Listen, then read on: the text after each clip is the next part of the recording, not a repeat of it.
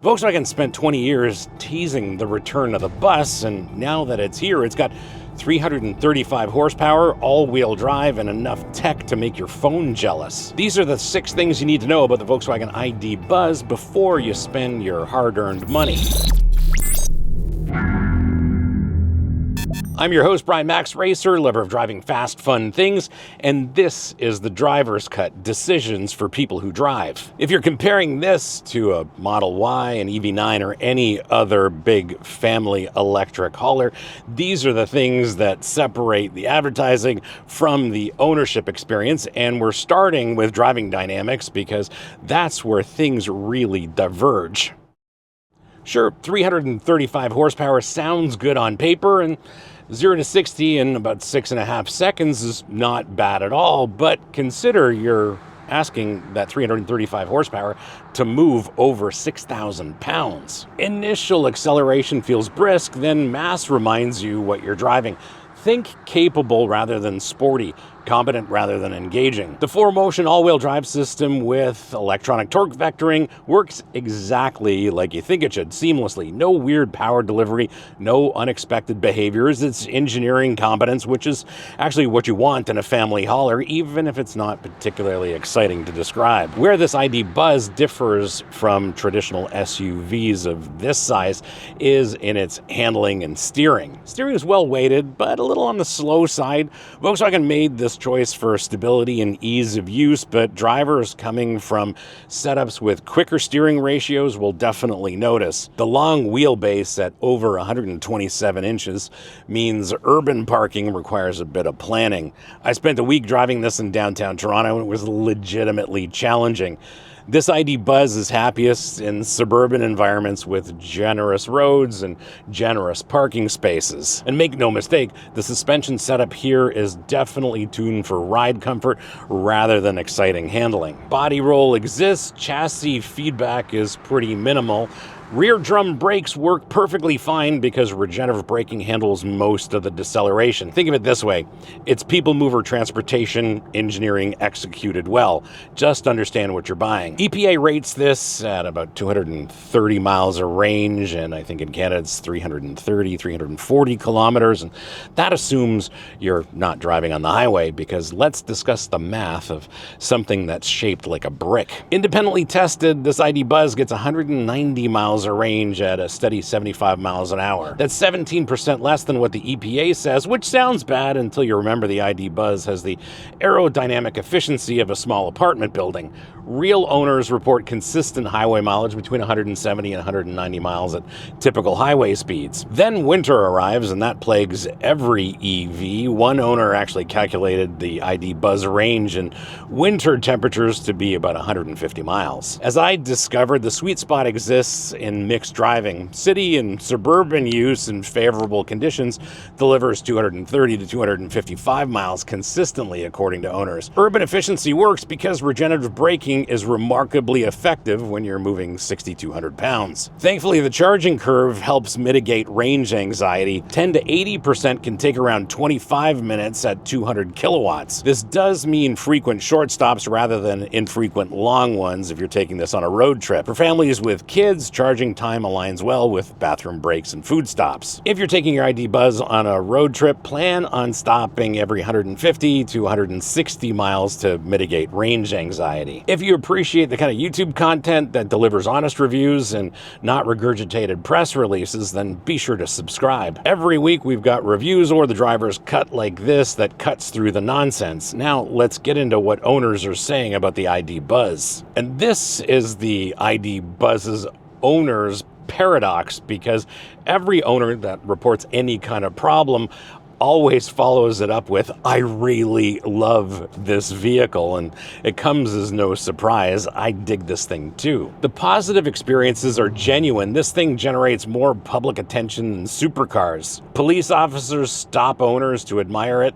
8-year-olds declare it the coolest car on the block. Multiple owners compare the reaction to driving Italian exotics, except the ID.Buzz makes people smile rather than assume you're compensating for something. The third row seats are actually removable tool-free, you can simply pick that third row seat up and store it in your garage when you need to haul some bigger things in your ID.Buzz. Owners say that efficiency improves over the first few thousand miles as you learn optimal driving patterns and styles. The charging curve stays competitive with rivals that have more total range, which is a good thing. Then come the serious issues, and some owners have reported that their local dealers have one or two EV certified techs in-house, which creates some bottlenecks even around routine work. Owners have experienced the usual problem with software updates breaking some functionality, as well as the app showing offline status. So in a lot of ways, just like owning an Italian supercar with the ID.Buzz, you're paying a little bit of an enthusiast tax to drive this thing. VW promised to deliver a flexible, configurable family hauler with this thing.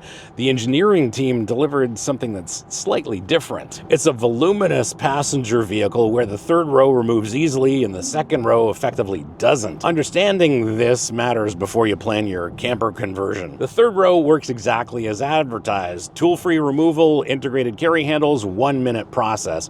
2 people recommended to avoid bumper scuffs, but the mechanism is genuinely user-friendly. The second row is where expectations diverge from reality. It's not designed for removal. The rails carry power, the slides are bolted to the seats, wiring runs through everything. Owners attempting removal encounter airbag sensor errors, occupancy detection warnings, and dealer reluctance to support the reinstallation of those seats. Then there's the cargo opening constraint. And consider this. Interior height measures roughly 46 inches. That's great. The cargo opening height measures approximately 42.5 inches. That 3.5-inch difference is your gating factor. Items that fit inside may not fit through the opening without angling or disassembly. In short, this is a passenger vehicle where you can remove the third row, not a cargo van that seats people. If this information is useful to you, well, then be sure to hit the like button. It helps people find content with honest opinions about the vehicles they're considering, and comment below. Are you considering an ID.Buzz? Let's hear your thoughts. Now, on to camping. I think you'll agree that on the surface, this looks like an incredible weekend adventure vehicle. Retro styling, which makes it cool, huge interior volume, and then electric power for camping silence. Then you discover it has no camping mode, no dog mode, and automatically shuts down after 30 minutes when occupied, cutting climate control and all auxiliary power. Volkswagen has no official solution. Even Tesla solved this years ago with a simple camping mode toggle. Rivian has it, and Rivian and Volkswagen are connected. Even the F-150 Lightning has it. Volkswagen apparently decided that camping wasn't part of the use case here. Owners developed workarounds that Volkswagen might find a little silly. The most reliable method involves placing a weighted object on the driver's seat, fastening the seatbelt over it, pulling the belt tight to lock the inertia reel, holding it locked while raising the power seat until the battery relay clicks, then pressing the brake pedal. This tricks the ID.Buzz into thinking someone's in the driver's seat, so it stays on. One owner said they used this method for a 10-hour sleep session on board, consuming 60 to 80 miles of range while maintaining 72 degrees Fahrenheit in the cabin. This workaround functions, but it's just silly that it's necessary. This is 2025, and solutions for camping with the ID.Buzz definitely exist, but it seems that Volkswagen chose not to implement them. Now let's talk about price. In the US, this first edition starts at $70,000. In Canada, it's priced at $86,000. Plenty of people out there will say those prices seem high, but that is until you understand the current market dynamics. Because in Canada, dealers are offering $21,000 in cash discounts. That transforms your $86,000 as tested ID.Buzz to approximately $65,000. It's worth mentioning that converts to $48,000 US, and at that price, the value equation changes entirely. At MSRP, you're paying a substantial premium over some competitors. At full price, what you're purchasing is cultural cachet, design distinction, and the largest interior volume in the class. And you're also getting 3 years of free Electrify America or Electrify Canada charging, which has actual value depending on your usage patterns. Sales numbers tell an interesting story. The first quarter of 2025 saw 1,900 units sold. Second quarter dropped to 564. And this suggests the initial wave of enthusiast buyers has been satisfied and a broader market might be a little bit more price sensitive. This first edition is the only option. There are no lower trims, which creates an interesting negotiating position. Volkswagen clearly priced this at a premium, and the market seems to have responded with a little bit of skepticism. At Canadian discounted pricing right now, well, that definitely is defensible and certainly attractive.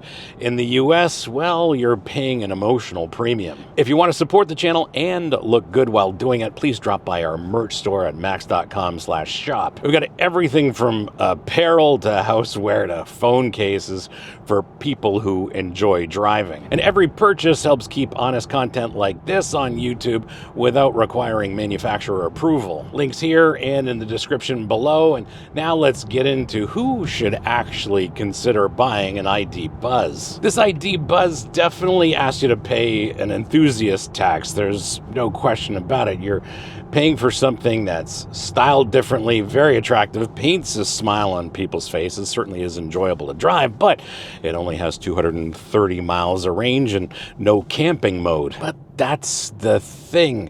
People smile when they see this, and it starts conversations everywhere you go. If you're shopping with a spreadsheet, well, you can't look here. Definitely look somewhere else. If you understand the difference between practical transportation and an emotional connection with the vehicle you're driving, you definitely need to look at this. And if you're honest with yourself about your expectations, then this ID.Buzz delivers exactly what it promises. I'm Brian Makse, and thanks for watching the Driver's Cut. And don't forget to watch the full review of the ID.Buzz. Links in the description, and I want to know what you think. Would you consider an ID.Buzz? And for my American friends, would you consider it at full MSRP, or are you waiting for Canadian-style discounts to hit your side of the border? Let me know in the comments below. Thanks again for watching.